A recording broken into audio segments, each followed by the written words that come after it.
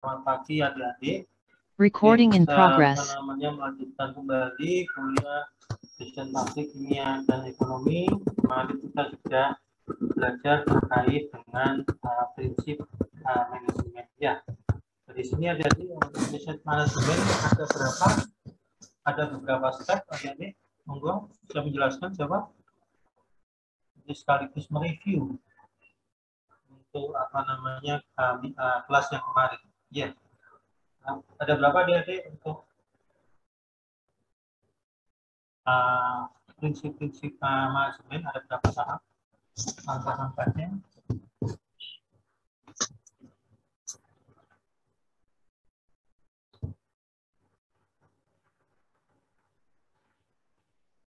Halo adik-adik.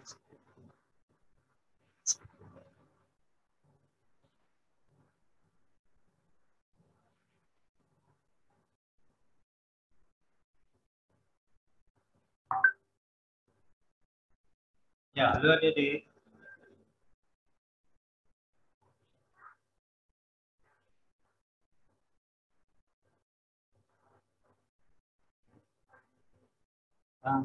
Suara saya jelas kan, adik? Suara saya jelas kan? Ini ada Mbak Dia. Halo Mbak Dia. Halo Mbak Dia. Halo Mbak Dia. Halo adik-adik. Halo. Jangan-jangan cuma tinggal aja ya ini ya. Halo Mbak Dia. Halo, Pak. Halo Mas ya. Ya. Ya, Pak. Ini berapa step Mas ya? Dalam prinsip manajemen yang kemarin saya terangkan. Apa, Pak? Pertanyaan lagi, Pak. Ada berapa step untuk prinsip manajemen yang kemarin saya terangkan, Mas? Berapa steps? Ada fungsi manajemen ya Pak ya? Ya, betul. Ada 4 Pak. Apa aja? Ada tahap planning, organizing, leading, sama controlling. Nah, iya, oke. Jadi ada planning, organizing, planning, organizing, expecting, sama controlling ya. Jadi apa itu planning? Planning apa aja nanti kegiatannya di dalam planning? Untuk planning itu merumuskan goals-nya, terus strategi-strateginya, kemudian mendevelop kayak sub planning untuk mengkoordinasi aktivitasnya Pak. Oke. Terus kalau organizing? Kalau organizing itu bagaimana caranya untuk menyelesaikannya, terus siapa saja yang menyelesaikannya, kemudian ya seperti apa saja yang perlu diselesaikan, seperti itu sih Pak organizing. Ya Pak. Apa tidak keliru equating itu ya? Determining.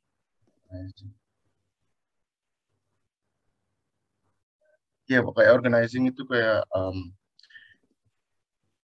kayak siapa aja yang mau organize aktivitas ini untuk menyelesaikan ini itu, seperti itu Pak. Oke. Terus siapa saja? Siapa aja PIC-nya begitu?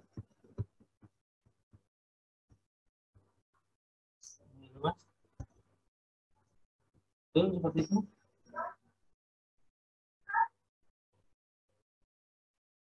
Ya, how it will be done, apa ya? Bagaimana itu bisa terlaksana gitu ya? Iya. Ya, siapa yang mengerjakannya ya? Terus kemudian kalau updating,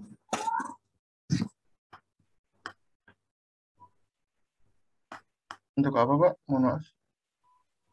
kalau equating, Ya.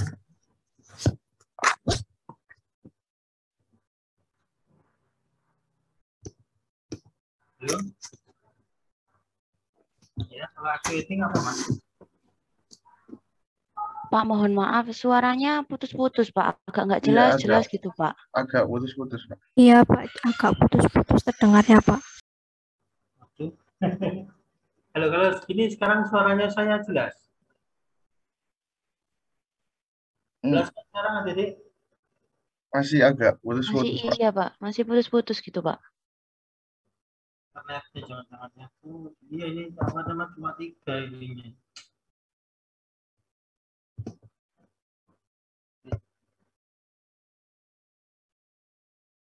Apa coba saya ini ya, saya apa namanya keluar dulu ya, terus saya masuk lagi ya. Baik, Pak.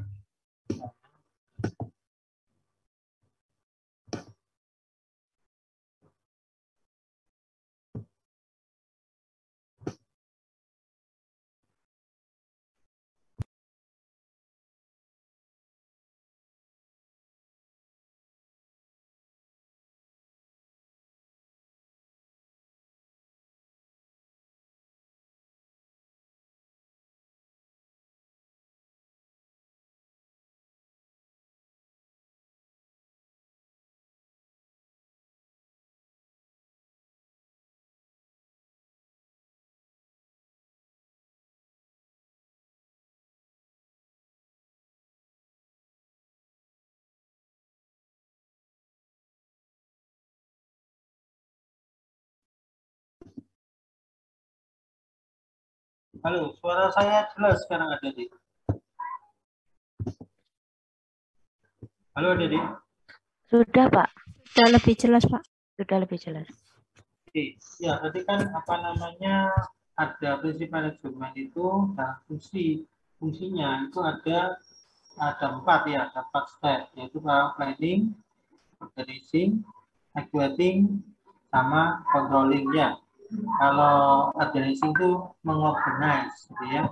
Jadi supaya apa yang sudah dilakukan di planning itu bisa dikerjakan ya. Jadi bagaimana itu bisa dikerjakan, terus kemudian siapa yang akan mengerjakan itu dilakukan di organizing ya. Terus kemudian actuating itu adalah mengarahkan ya. Jadi kira-kira apa aja yang perlu diarahkan, apa perlu dilakukan supaya ini apa namanya PIC-nya itu bisa apa namanya menuju ke dalam goal yang sudah ditetapkan ya. Jadi seperti itu ya. Jadi ini adalah tugas dari seorang manajer untuk mengarahkan ya. Jadi istilahnya kalau adik-adik pernah tahu orkestra ya, itu kan ada dirijennya ya. Ada tahu semua ya orkestra ya adik-adik? Tujuan dari orkestra apa adik-adik?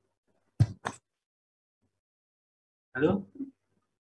Tujuan dari orkestra apa ya? Halo adik-adik? Wah, saya nggak putus-putus lagi kan? Tujuan dari orkestra, ya Pak. Iya.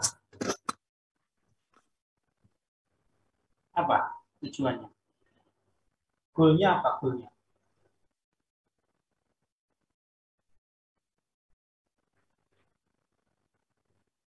Goal dari orkestra apa ya?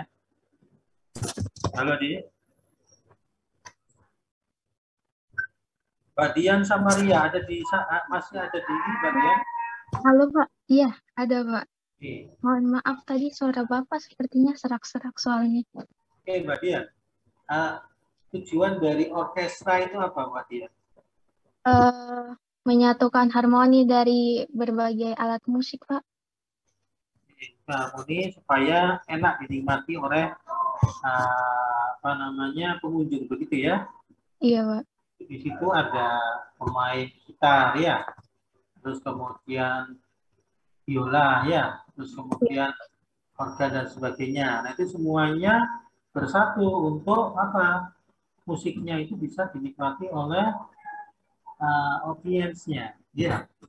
Nah kalau misalnya orang merasa seperti saya bisa ya main organ, cukup saya saja, itu kan artinya musiknya itu kan tidak bisa bersatu sehingga tidak enak didengar, ya. Makanya tugas dari dirijen itu apa mendirect supaya pemain-pemain musik ini bisa bersatu yang menghasilkan suatu simfoni yang merdu dan enak di begitu ya. Ya. Oke, jelas ada deh. Nah, itu adalah bagian dari equity. Nah, kemudian kontrolnya. Jadi bagaimana kita melihat, mengontrol apakah yang sudah ditetapkan di dalam planning ini sudah dilaksanakan sebagaimana mestinya. Nah, tadi misalnya ya kita mengontrol suara organ ya di dalam orkestra itu apakah sudah sesuai dengan yang diinginkan. Jadi sesuai dengan harmoninya. Jadi misalnya ingin ada apa di dalam organ itu, apakah mereka sudah melaksanakan atau belum.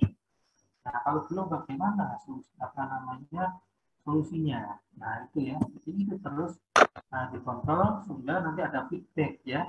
Feedback untuk pelaksanaan tahun berikutnya. Nah, seperti itu adalah bayangan dari apa itu fungsi dari manajemen mulai dari planning sampai controlling. Dari sini paham adik-adik? Ada pertanyaan? Sebelum kita maju ke berikutnya. Jelas ya adik-adik? Oke, saya anggap sudah jelas ya karena tidak ada tidak ada pertanyaan. Nah, di sini ada adik ya. Ada planning ya, terus kemudian organizing, jadi equating atau directing di sini ya. Terus kemudian ini adalah controlling di mana salah satunya adalah saling bergarisnya adalah garis koordinasi ya. Habis dari sini terus kemudian ke arah planning berupa feedbacknya apa ini ya. Dari planning ke arah organizing itu langsung garis lurus ya.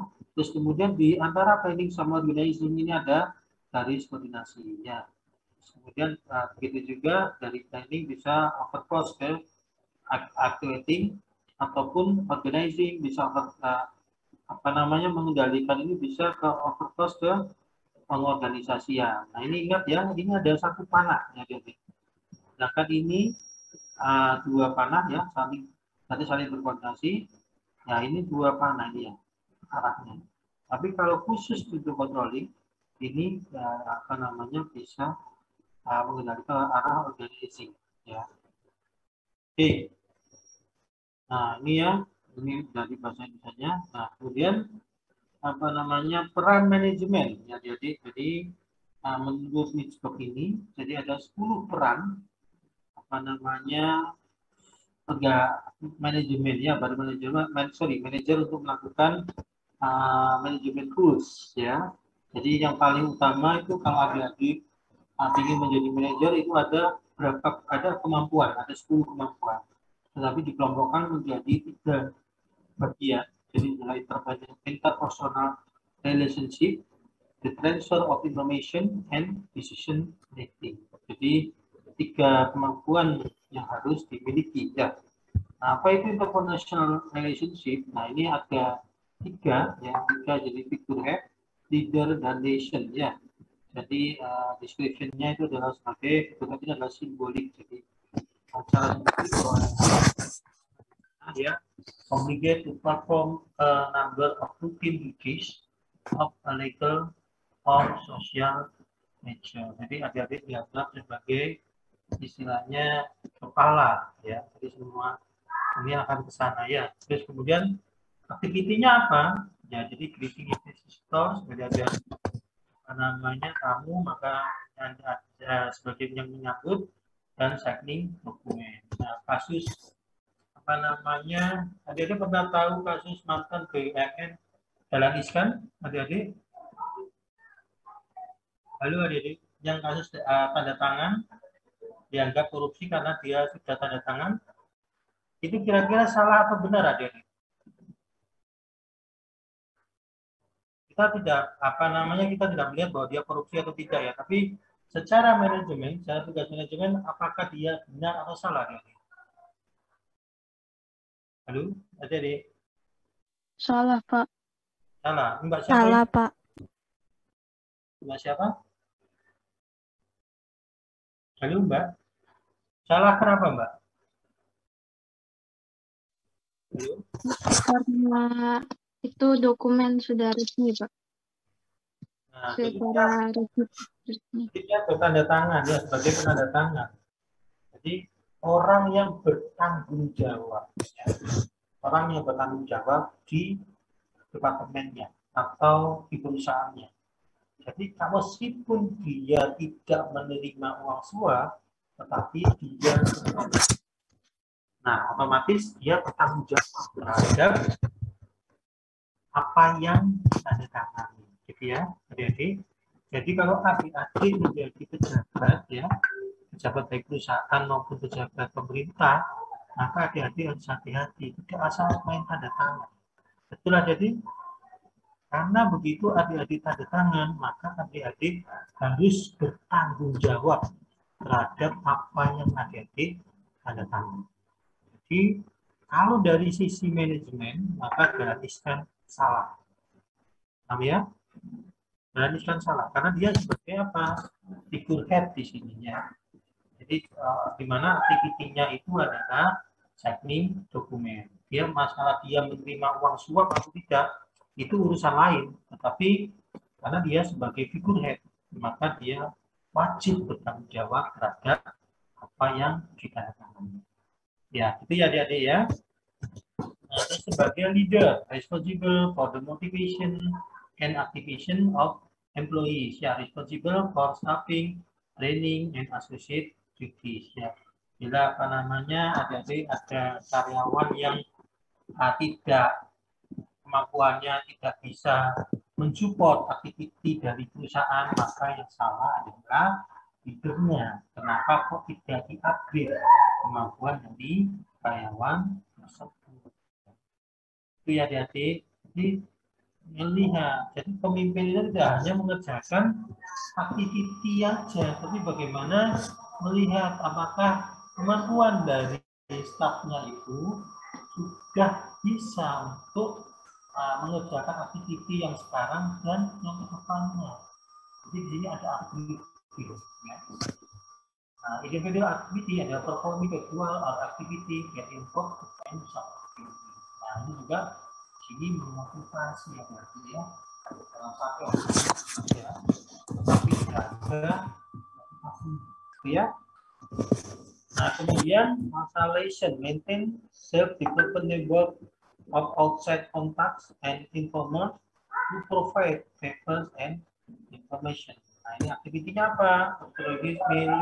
Performing other activities that involve report outside. Jadi apa namanya bentuk jejaring ya, aktiviti yang di luar. Jadi supaya apa image perusahaan di luar itu juga. Ada pertanyaan di sini, adik-adik jelas kah? Ini adalah tugas sebagai yang diklasifikasikan sebagai international relation. Oke, ada pertanyaan yang di sini adik-adik jelas kah? Jelas, Pak. Jelas, Pak. Terus kemudian the transfer of information ini ada 3 juga ya. Nanti ada 3 juga, dan ini ada 3. Jadi monitor, disseminator, dan spokesperson ya. Emerge as nerve center of internal and external information about information.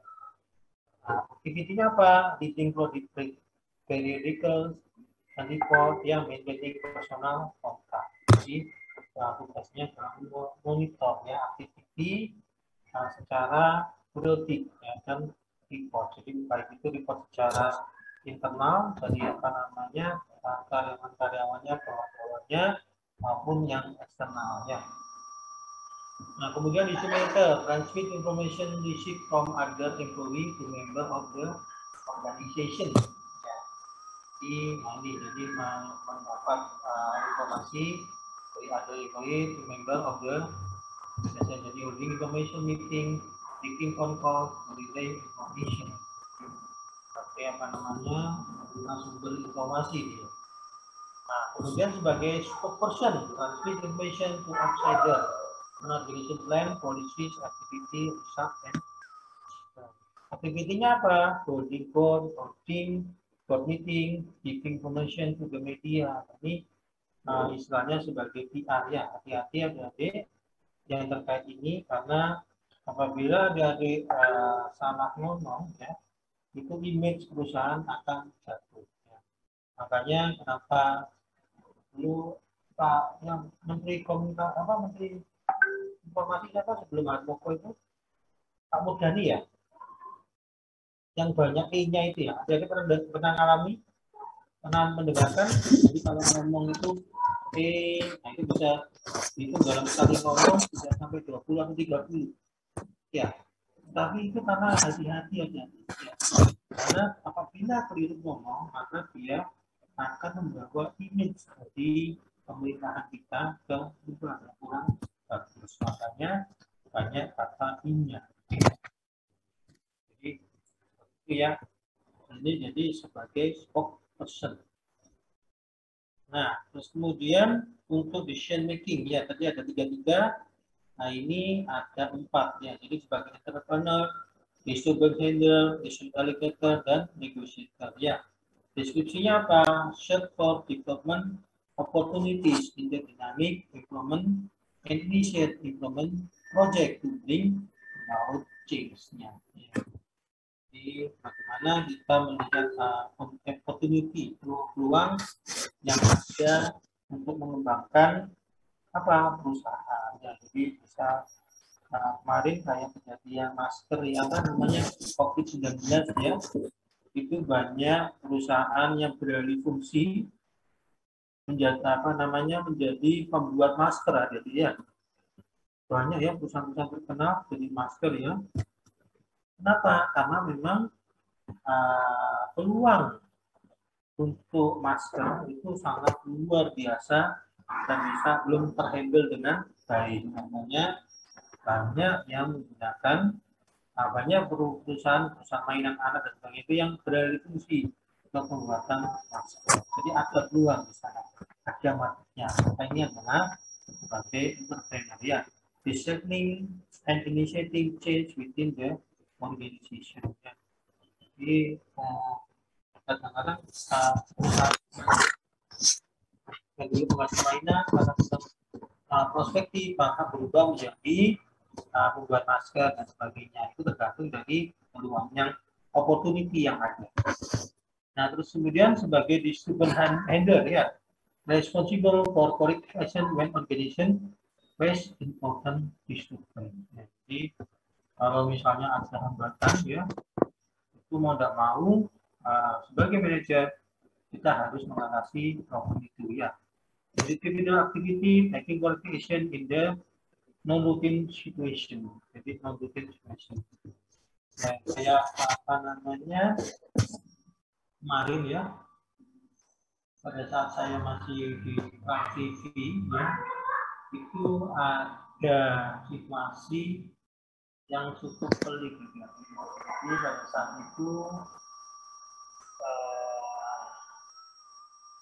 si Khairul Tanjung itu sudah melihat, jadi 5 tahun ke depan sudah tahu bahwa media sosial itu nanti ya, balik YouTube dan sebagainya itu lebih populer ketimbang TV ya. Sekarang adik-adik banyak yang menonton TV, masih menonton TV adik-adik? Halo? Tidak, Pak. Tidak, Pak. Ya, Pak. Iya. Jadi pada saat saya 2008 itu sebagai produser di Research and Development ya, itu salah satu produser dan produser eksekutif. Nah itu melihat jadi data yang di ITB Nielsen itu tren dari istilahnya kalau dalam TV itu istilahnya penonton tidur ya. Penonton tidur itu adalah orang yang sudah tidak menonton TV. Jadi dari tahun ke tahun ya itu trennya naik ya. Terus kemudian kami melakukan jadi langsung ada taking correction action. Apa taking correction action-nya adalah melakukan survei ya masyarakat yang diperkirakan sebagai penonton tidur. Yang rata-rata mereka beralih ke YouTube atau ke media sosial. Nah terbukti sekarang ya. Nah akhirnya pada saat itu Tanjung itu mulai membesarkan media sosial. Adik-adik tahu yang detik.com? Ya, ada yang sering baca detik.com adik-adik? Halo? Nah, detik.com itu dieksekusi oleh Khairul Tanjung ya. Jadi sekarang masuk ke dalam apa namanya grup, jadi Transmedia. Ya. Jadi di Khairul Tanjung itu punya grup namanya Transmedia, di mana di situ ada Trans TV, Trans 7, CNN, ya. Terus kemudian sama terbaru ini adalah detik.com. Nah dari sana Khairul Tanjung itu akhirnya apa namanya membuat konten-konten video ya, video yang dari TV itu dimasukkan di dalam media sosial. Nah itu juga dilakukan oleh SCTV dengan videonya. Ada yang menggarap video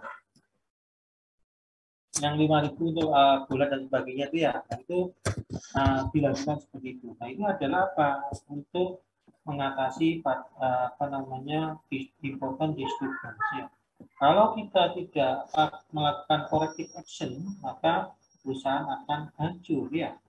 Nah, begitu TV sudah tidak ditonton, terus bagaimana pendapatannya? Ya, terbukti sekarang banyak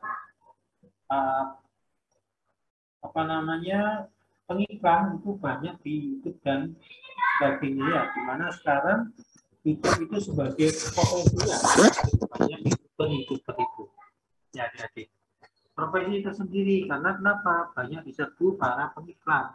Para pengiklan melihat perspektif dari internet, dari media sosial dan sebagai YouTube dan sebagainya ini lebih potensial dibandingkan TV. Selain lebih murah, kedepannya itu banyak TV kata dia. Ya makanya ini kita cara mengatasinya. Jadi itu sudah saya survei ya tahun 2008 adik-adik ya. Jadi sebelum saya keluar dari menjadi dosen menjadi TV itu saya sudah melakukan survei ini dan sudah saya kasihkan ke Khairul Tanjung ya pada saat rapat pimpinan di TV. Terus kemudian di sini ini sebagai disturbance handler ya. Terus sebagai resource allocator ya. Responsible for the allocation of the organizational resource of outlet. Ya, jadi aktivitinya apa? Performing any activity that involves budgeting and the programming of employees work. Ya. Nah, ini kadang-kadang ya mohon maaf ya banyak ya aji mumpung ada ya.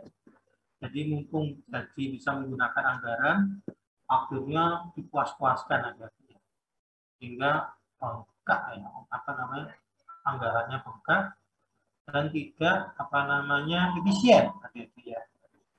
Nah itu makanya di sini peran kita sebagai pimpinan adalah bisa apa namanya meminimalkan cost dan memaksimalkan produktivitas. Nah, bagaimana caranya adalah di resource allocation. Ya. Jadi kita bisa mensimulasikan SDM dan 5 sumber daya lainnya, sumber daya alam, sumber daya dari mesin, penulis dan sebagainya untuk diberdayakan di kepentingan perusahaan. Ya. Kemudian negotiator, yang responsible for respecting the organization of major negotiation. Nah, dan ya ini sudah apa namanya rahasia umum ya, jadi ya. Jadi perusahaan itu menahan uang cash. Jadi semaksimal mungkin dia memundurkan pembayaran ke para suppliernya ya. Supaya apa uang itu bisa terus diputar. Ya. Nah, ini adalah kemampuan dari seorang manajer sebagai negotiator ini sangat penting ya. Apa? Tadi untuk memundurkan tadi. Terus kemudian melakukan negosiasi supaya kepentingan perusahaan itu bisa didapat dengan cost yang seminimal mungkin. Participating in negotiation with other parties ya, dengan supplier, dengan masyarakat dan sebagainya. Di sini jelas adik-adik, ada pertanyaan? Ada pertanyaan Kak adik-adik? Jelas, Pak. Oke. Jadi itu adalah 10 skill yang harus dipunya bila adik-adik ingin sebagai seorang manajer, karena ini mutlak adik-adik ya. Jadi adik-adik harus punya ini ya. Nah, kalau punya ini adik-adik insya Allah bisa menjadi seorang manajer yang capable ya, jadi dipakai bisa naik terus ya. Nah, terus apakah ada perbedaan dalam pekerjaan manajer yang berbeda? Ya, different in manager job. Jadi tergantung pada apa level di organisasinya. Jadi semakin multinasional, ada nasional, multinasional, internasional itu juga berbeda terkait dengan apa job dari manajernya. Tipe of the organization, size of the organization. Jadi semakin apa organisasi sabun blok. Ada tahu sabun blok itu? Yang sabun Madura yang putih yang banyak dijual pasar itu dengan yang sabun Riso jelas berbeda karena satunya perusahaan kecil, satunya perusahaan besar ya. Nah ini level Indonesia jadi different in the job degree of emphasis but not ability propertinya. You can see the following itu. Jadi first manager jadi level di dalam organisasi dia apakah sebagai first manager, sebagai middle manager atau sebagai top manager. Nah di sini sebagai first manager dia banyak melakukan kegiatan accounting ya, karena dia berhubungan langsung dengan operator. Sedangkan dia sudah organisasinya dia 24% dan controllingnya dia sangat kecil ya, hanya 10%. Nah, bagaimana kalau dia sebagai middle manager ya? Jadi middle manager ini hampir seimbang antara organizing dan accounting-nya. Tapi tetap lebih dominan di accounting karena dia mendirect first level manager agar bisa melakukan apa yang diajukan oleh top manager. Jadi dia membuat kebijakan itu sesimpel. Jadi yang dari top manager disimpelkan supaya bisa diterapkan oleh first level manager. Nah, itu dia meeting, organizing 33%, planning dan controlling. Nah, bagaimana dengan top manager? Nah, top manager di sini ini mengorganize ya 36%, controllingnya juga ini mestinya controllingnya agak besar ya ini ya. Ini mestinya harusnya sekitar 20% dan harusnya 20% 25% ya lebih besar dari yang lain ya. Bahkan mesti accounting-nya harusnya ini kurang ya. Karena dia adalah membuat kebijakan ya, itu mestinya 25% ya, ini 25% ya, dia organisasi di sini melakukan hal kebijakan ya. Jadi organisasi dari perusahaan ini mau dibawa kemana itu ditemukan oleh top management. Nah, kalau tipe organization itu ada profit, ada not for profit, jadi LSM ya. LSM dan sebagainya itu dia tidak mencari untung tetapi mengabulkan apa yang dimau oleh ownernya ya. Jadi punya tujuan kalau LSM ini ya. Yang paling penting adalah mengukur kinerja. Jadi profit atau bottom line bertindak sebagai ukuran dari efektivitas sebuah organisasi bisnis. Tetapi ada ukuran universal seperti dalam not for profit menghasilkan keuntungan bukanlah fokus utama untuk pemilik dari organisasi non profit, tapi adalah biasanya apakah tujuan yang diinginkan oleh pemilik itu sudah tercapai. Ya. Kayak kemarin adik tahu kasus semen rem yang di Rembang, adik-adik yang gagal beroperasi. Halo, adik-adik? Halo? Ada yang tahu adik-adik kasus yang semen Rembang? Halo adik-adik? Kurang tahu, Pak. Kurang tahu? Waduh. Jadi semen itu banyak alumni kita yang bekerja di sana, jadi ya Jadi semen itu sebetulnya adik-adik kalau mendirikan pabrik semen karena reputation ya, itu pasti AMDAL dan sebagainya sudah benar-benar benar-benar termanage dengan baik ya. Tetapi ditolak oleh penduduk sekitar sana ya. Kenapa? Ya ujung-ujungnya ada LSM atau organisasi lain yang bermain ya. Karena ini off the record saja ya. Jadi anggapan dari alumni kita, jadi saya membaca suratnya alumni ya. Itu kalau semen itu beroperasi, maka kita sudah bisa mencukupi kebutuhan nasional akan semen. Jadi tidak impor dari negara lain. Nah, jelas itu kalau Indonesia tidak impor, maka ada yang merasa dirugikan. Nah, itu. Jadi ada tujuan. Ya, nah itu adalah organisasi dari non-profit. Baik itu tujuannya positif atau tujuannya negatif tergantung dari ownernya ya. Tergantung dari sudut pandangnya. Jadi tidak hanya kepentingan pada keuntungan, tetapi ada tujuan. Itu adalah organisasi non-profit. Kayak IMF dalam mendevelop stunting ya, stunting yang ada di Indonesia itu ya. Nah, selama tujuannya apa? Supaya meminimalkan, jadi mengurangi stunting, jadi kuantitas stunting yang ada di Indonesia itu adalah tujuan dari organisasi LSM yang disponsori oleh yang kesehatan WHO ya, WHO atau berupa saya yang ini ya. Nah itu juga salah satu tujuan yang positif ya, gitu ya.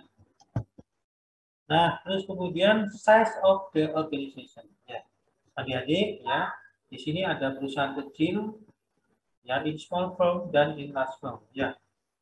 Yang saya asumsikan ini, adik-adik tahu sabun pelok itu sabun yang dijual di pasar yang putih? Tahu adik-adik? Jadi untuk memutih atau untuk mencuci baju yang putih-putih, biasanya yang cewek ini yang tahu. Halo adik-adik. Nah, di sini saya panggil. Halo Mbak Amani. Iya Pak. Oh, Mbak Amani. Sabun apa Pak tadi nggak begitu dengar saya itu jujur. Yang batangan. Itu biasanya nyuci baju itu loh. Saya nggak pakai sabun itu Pak. Oke. Mbak ngekos di sini atau Asli sini. apa? Surabaya. Enggak, asli Surabaya. Yang ngekos siapa? Halo Mbak sama Mas. Yang sering ke pasar Keputih.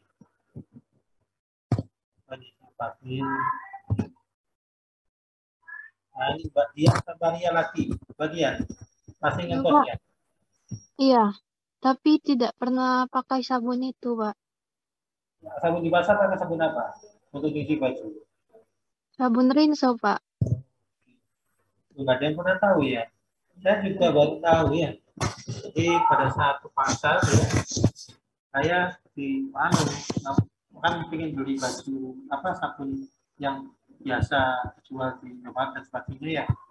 Kemudian ditawari oleh penjualnya, Pak, pakai sabun ini dijamin lebih putih. Saya kaget, nggak percaya sabun kayak batangan besar itu loh, sabun pelok. Saya coba satu, memang benar putih. Akhirnya saya beli bulannya nyetok. Nah itu saya anggap sebagai perusahaan kecil ya, jadi yang jelas dibanding Winso yang Unilever itu jelas sangat jauh ya. Nah, saya asumsikan di sini small firm ya. Terus kemudian untuk large firmnya itu adalah Winso. Nah tadi ada 10 skill yang harus dipunya oleh seorang manajer ya. Nah, role play by manager, apa yang paling dibutuhkan untuk small firm ya,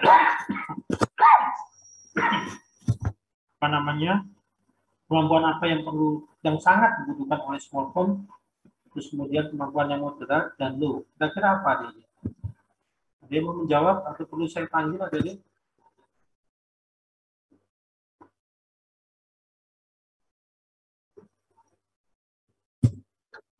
Halo adik. Sekarang udah jam berapa ya?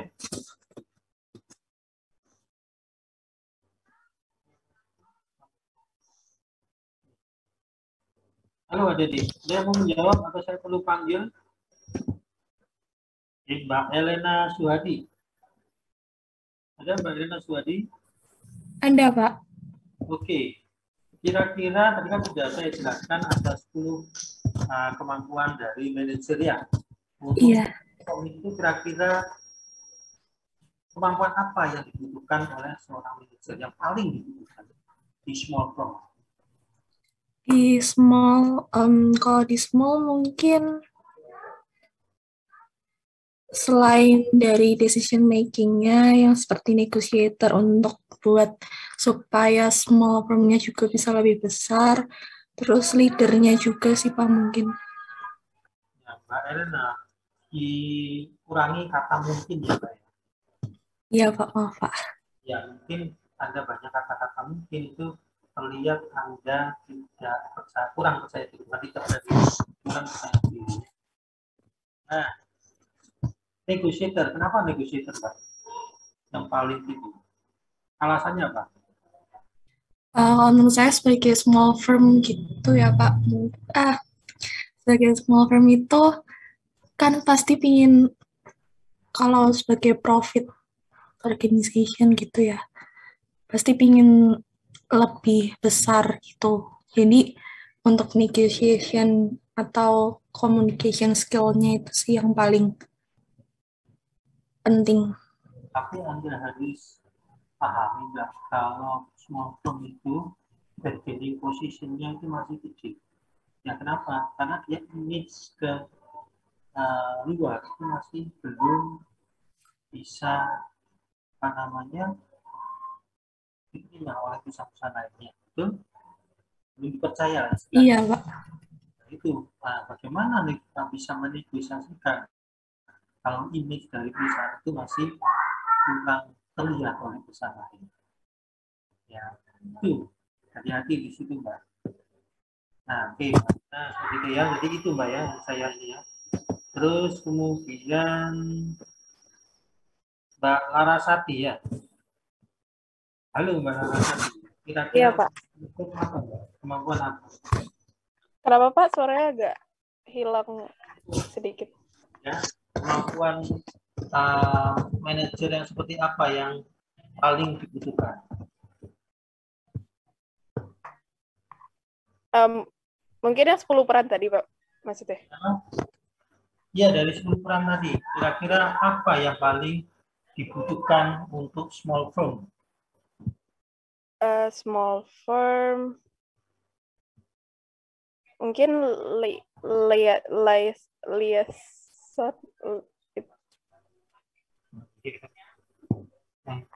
Dia ditinggal yang jelaskan dari liaison, Mbak. itu mungkin kalau yang tadi saya baca itu memaintain network yang memaintain network gitu Pak di luar dari firmnya.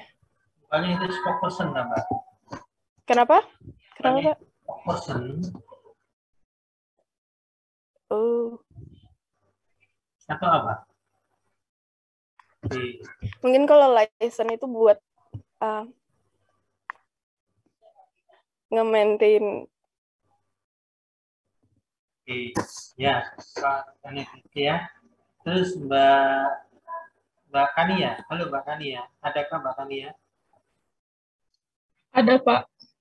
Kira-kira kebutuhan skill manager yang seperti apa yang dibutuhkan untuk small firm yang paling dibutuhkan? Kalau menurut saya decision making sih Pak. Ya, decision making itu ada 3. Yang mana Pak?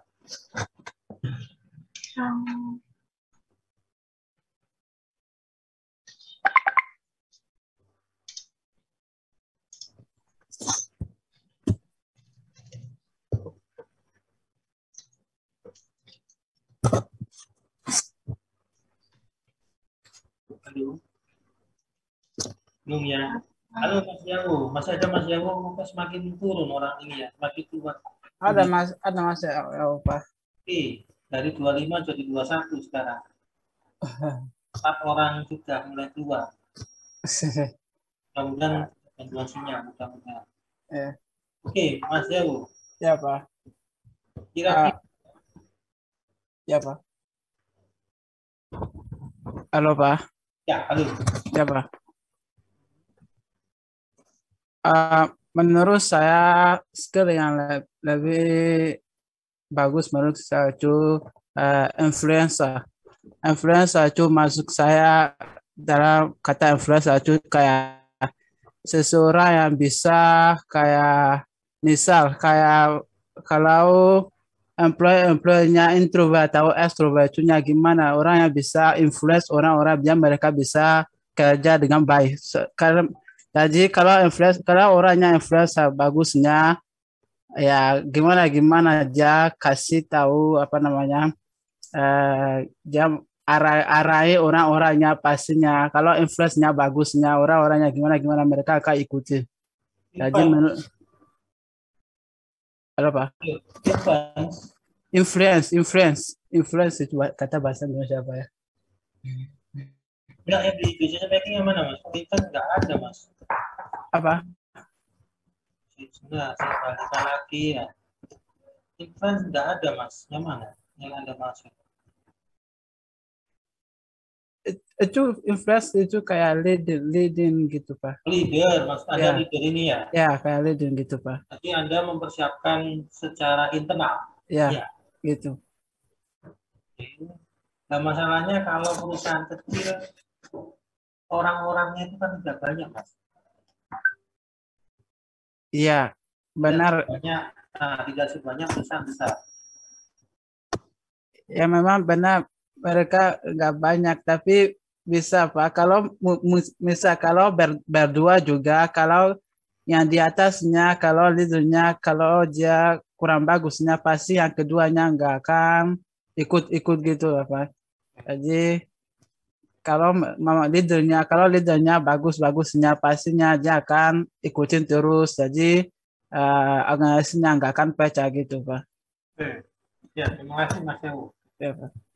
Ini ada Mas Ahmad tadi. Oke, Mas Ahmad, monggo.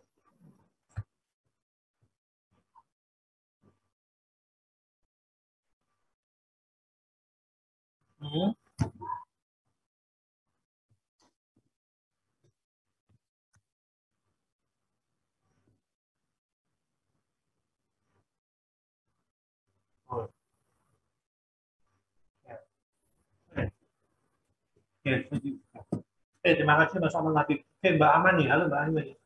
Belum saya menjawab, ini Mbak Amani ada tes. Mbak. Terus terang Pak, untuk skala kecil tuh memang semua peran dan skillnya itu esensial. Tetapi kalau misalkan perusahaannya itu skala kecil, yang lebih dibutuhkan itu yang mohon maaf Pak, sebentar saya matikan mic.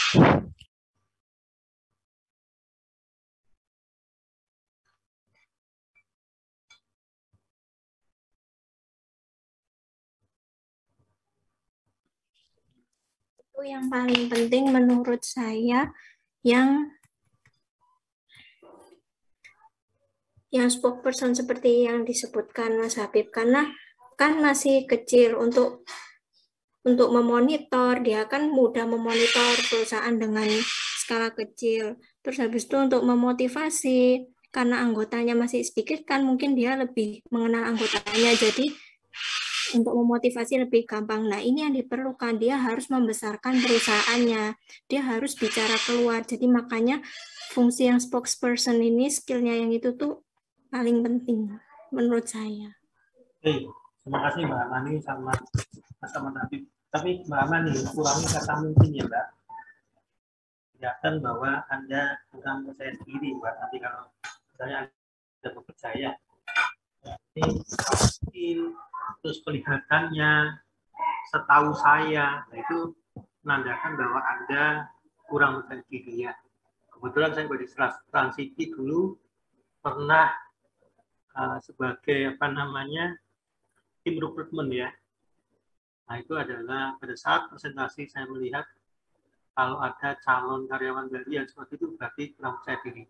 Dimana kalau di media massa itu percaya diri nomor 1 harus ini ya.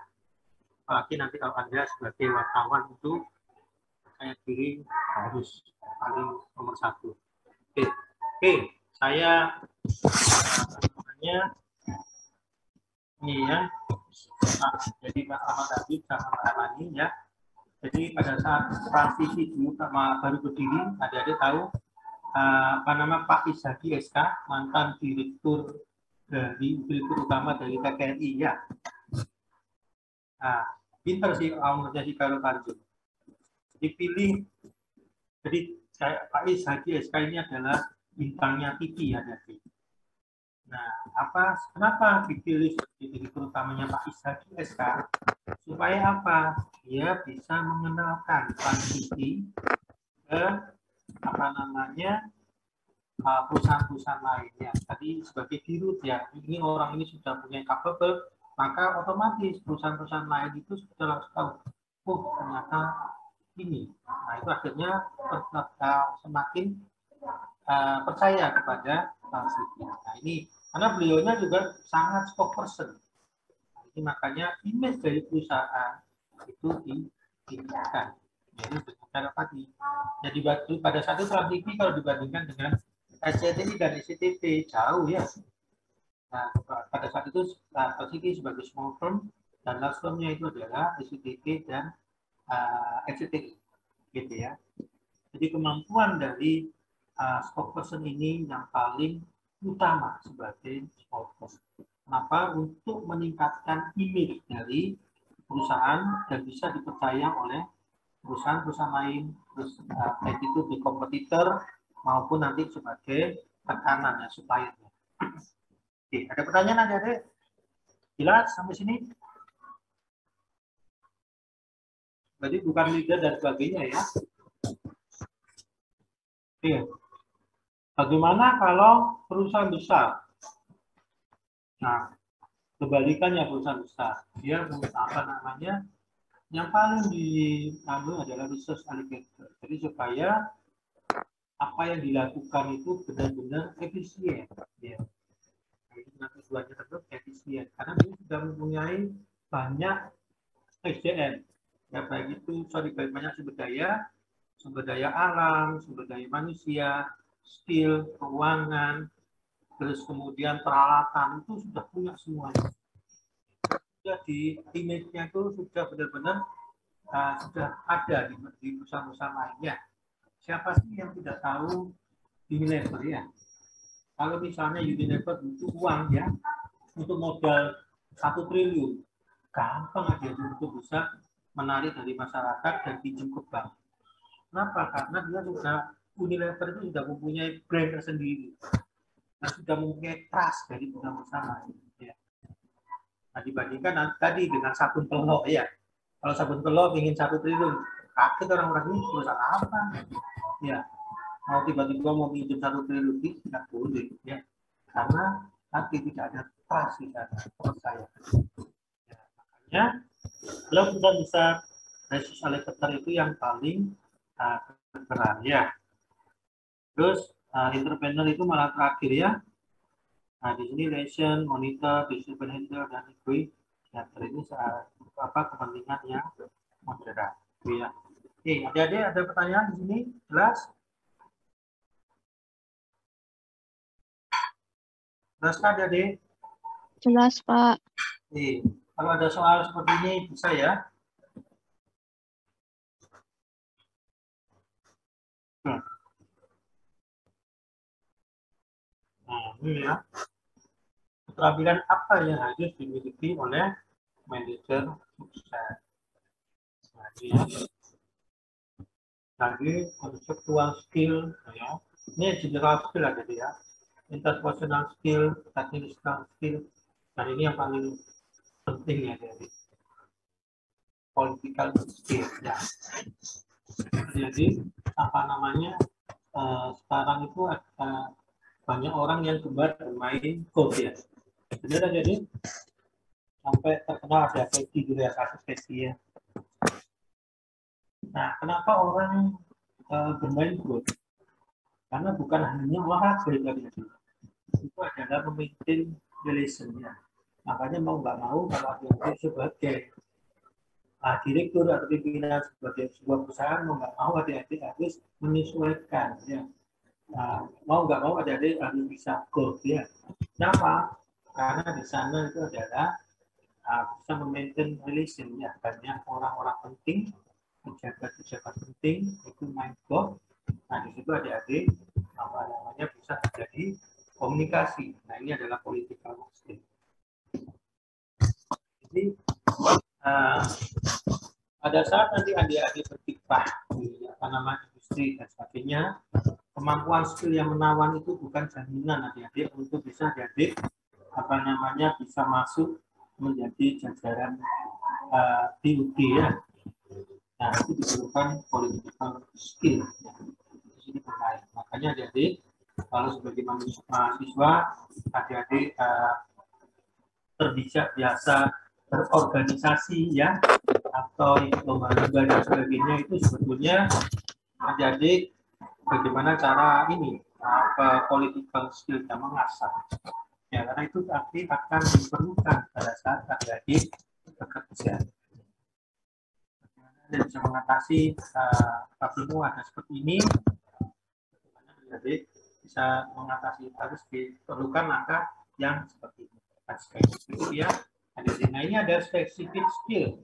Jadi controlling the organization, implement and its resources, organizing and coordinating, handling information, providing for growth and development, motivating employees, and handling conflict, strategic problem solving. Nah ini ya, ini yang apa namanya dari nanti banyak ujian saya itu di strategic problem solving-nya. Jadi adik-adik kalau ujian sertifikat itu saya tidak mau katanya jawab konsep, tetapi adalah bagaimana problem solving ya. Termasuk nanti adik-adik presentasi, jadi ada problem apa di lapangan sesuai dengan topik yang adik-adik yang saya berikan.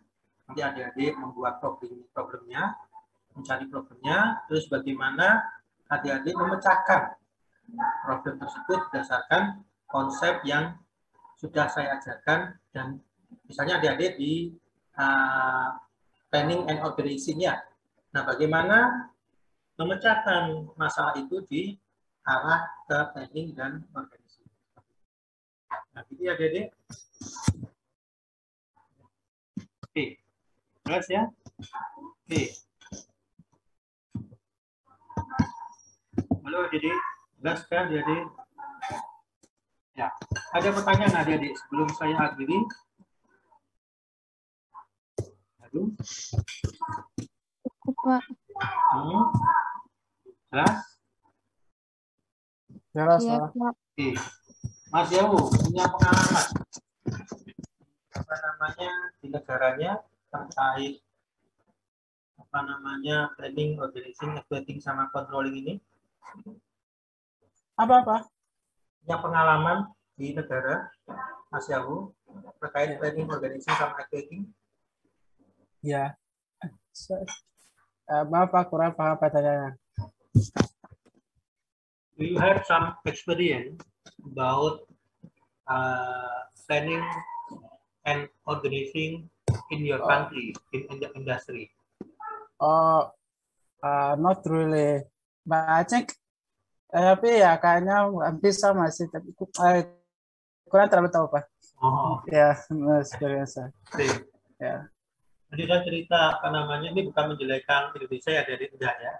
Jadi pengalaman saya kebetulan di Taiwan itu bekerja sebagai wartawan juga guys. Jadi saat itu kan beasiswa saya habis ya. Jadi tahun ketiga habis, terus tahun keempat mau tidak mau saya harus mencari uang untuk menghidupi sama di Taiwan sama uang SPP ya jadi. Nah, saya jadi wartawan, jadi di media cetak Indonesia yang ada di Taiwan. Kebetulan saya mau wawancara dengan salah satu pejabat, jadi pejabat DPR di Taiwan dan pejabat ketenagakerjaan. Jadi di Taiwan itu membuat planningnya itu sederhana, tetapi yang dipentingkan oleh mereka adalah controlling, mengontrolnya. Misalnya kita membuat planning A, itu kontrolnya bagaimana? Simpel tidak kontrolnya, mengontrolnya, supaya arahnya itu tidak tidak disalahgunakan adik-adik. Ya. Nah, itu. Tapi di Indonesia planningnya luar biasa, adik-adik. Tapi cara mengontrolnya akhirnya agak susah. Nah, jadi nanti kalau misalnya membuat kebijakan, ya, membuat planning di perusahaan, coba dicari cara bagaimana mengontrolnya, supaya mengontrolnya gampang bagaimana, supaya tidak ada penyalahgunaan di sana. Ya, hati-hati kalau banyak penyalahgunaan, akhirnya cost production-nya itu semakin besar. Jadi, paham ya maksud saya? Nah itu, kalau cost production semakin besar, otomatis keuntungan perusahaan juga semakin kecil. Ya, ini menyebabkan apa? Bagaimana adik-adik nanti ke depannya bisa perusahaan ini bisa berlanjut. Adik-adik kalau tidak berlanjut, maka adik-adik juga harus siap di PHK. Ya. Jadi pola pikir adik-adik bekerja itu bukan aji mumpung, ya, mumpung menguasai anggaran, gunakan semau mungkinnya. Kalau itu jangan sampai seperti itu, ya. Tapi bagaimana cara mengontrol supaya apa? Cost production-nya itu bisa berkurang. Ya, adik-adik, jelas ya? Ada pertanyaan? Oke, kalau tidak ada, terima kasih ya atas perhatiannya. Saya akhiri. Saya ucapkan selamat pagi adik-adik. Saya akhiri, J. Selamat pagi, Pak. Terima kasih, Pak.